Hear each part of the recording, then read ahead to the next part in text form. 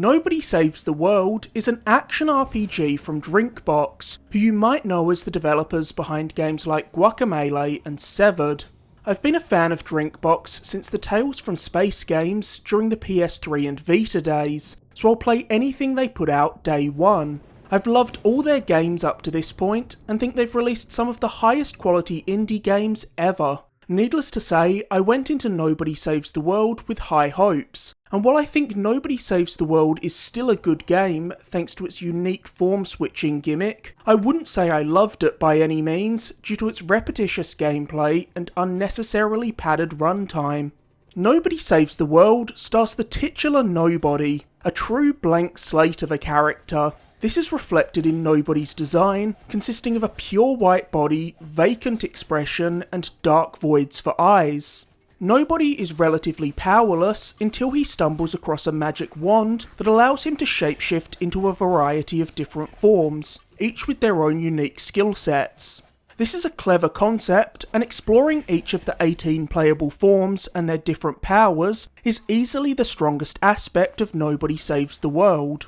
Each character has their own challenges, which usually consist of using their powers a certain amount of times, or defeating enemies with specific attacks. Completing these challenges provides XP that'll increase that character's rank, as well as your overall level, with each character being able to go from rank F to S. Increasing your character's rank not only unlocks new abilities and ability slots, but it's also how you unlock new forms, so the game does force you to dabble with all of the different forms in order to progress. The 18 playable forms offer a varied selection of abilities, and once you've increased the rank of a form enough, you'll even be able to upgrade their abilities and equip them with the powers of other classes to mix and match what abilities they have. There's a huge selection of abilities and passive perks to choose from, and once you discover one you like, it can be hard to imagine playing without it. For me, this was the Vampirism perk, which allows you to regain health by dealing damage to enemies. It's so helpful that I ended up equipping literally every form with this buff.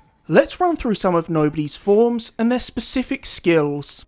The Rat has the ability to gnaw at enemies, inflict poison damage, and squeeze through small gaps that other forms can't. The Guard wields a sword and shield, and plays like the most traditional action RPG character. The Slug shoots projectile attacks while leaving behind a trail of slime that slows enemies who wander through it. The Bodybuilder sends enemies plummeting backwards as he wallops them with his hefty dumbbell, and the Egg rolls around dealing minimal damage and harming itself whenever it bumps into walls, though it's also the key to unlocking the final addition to Nobody Saves the World's roster.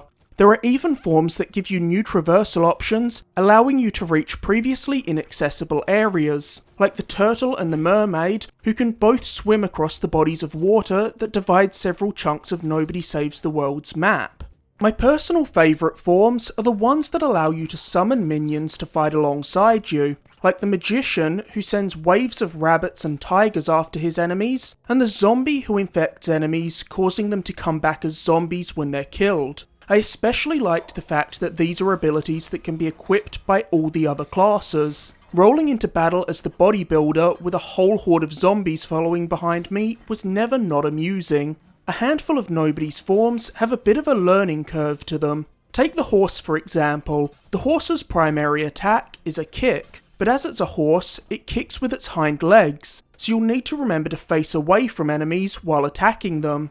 You'll want to be constantly switching between Nobody's forms, as their unique skills can give you an advantage in different situations. The one downside to the form switching mechanic is that the more forms you have, the more robust and fun Nobody Saves the World's combat gets, meaning that the beginning of the game, where you're limited to just a few of the least interesting forms, feels very restrictive and is easily the worst part of Nobody Saves the World. The first couple of hours are very slow, and because of this, I worry that many players will bounce off of Nobody Saves the World before seeing what the game actually has to offer, especially seeing as many of its players will be experiencing it through Game Pass, so they won't have any financial investment in the game to make them more inclined to push through the weak beginning. Nobody Saves the World's combat isn't particularly complex. You'll mostly be holding down a shoulder button to lock onto one direction, and then wailing on waves of enemies with your character's 4 equipped abilities, but there's still something undeniably enjoyable about it, and pummeling Nobody Saves the World's spongy bosses with attacks that inflict status effects and then watching their health bar drain is extremely satisfying. And to be fair, Nobody Saves the World does add a little more depth as it goes on, with a wider variety of enemies that require different types of attacks to break their defences being thrown in.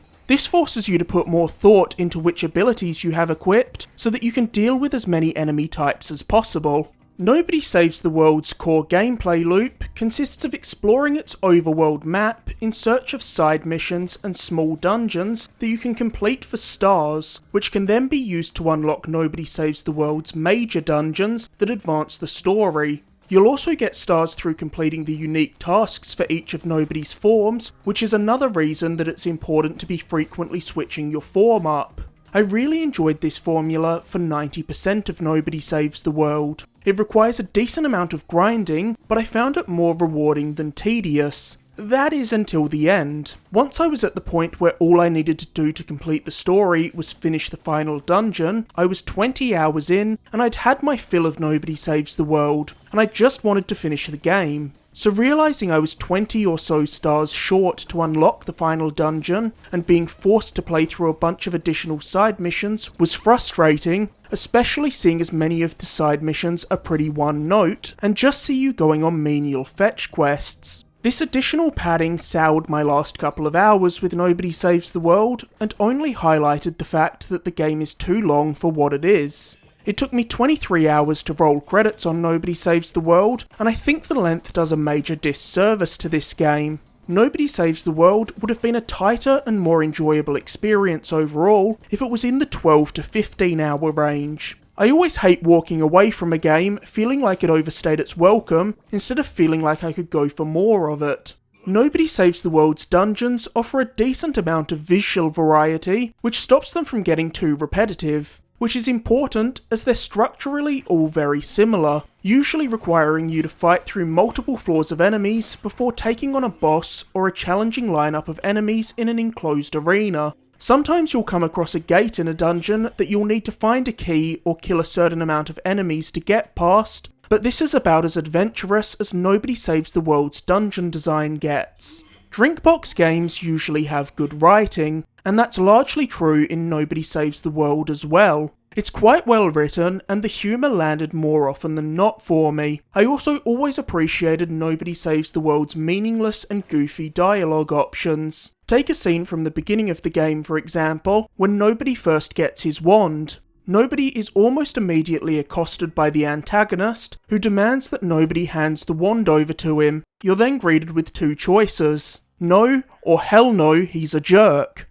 While these are easy jokes, they still always made me chuckle. Nobody Saves the World also thankfully avoids the trap that the first Guacamelee fell into, when it included countless references to now extremely dated memes, which have aged like milk when you go back to play that game. Instead, Nobody Saves the World opts to pay homage to the video game industry, with a slew of Easter eggs referencing all kinds of games, many of which are very on the nose in a hilarious way, including a side mission called Not Tomb Raider that sees Nobody helping an explorer named Laura. One of my biggest disappointments with Nobody Saves the World, at least initially, was its art style.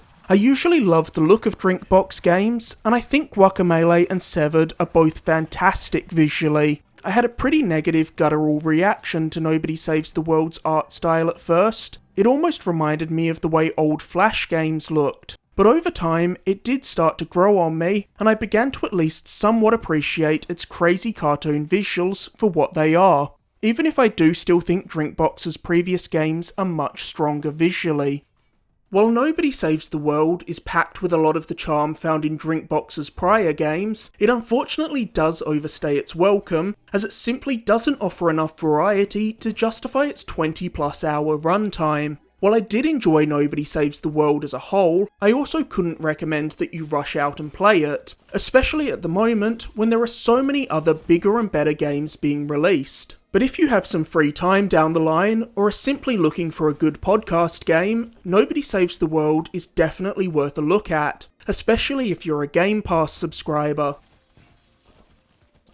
Thanks for watching. If you enjoyed this video, be sure to like, subscribe, or leave a comment. You can find countless other videos on my channel, including my recent videos on my favourite games of 2021 and the biggest games releasing in 2022. And be sure to stay tuned for my upcoming reviews of Rainbow Six Extraction and Sifu.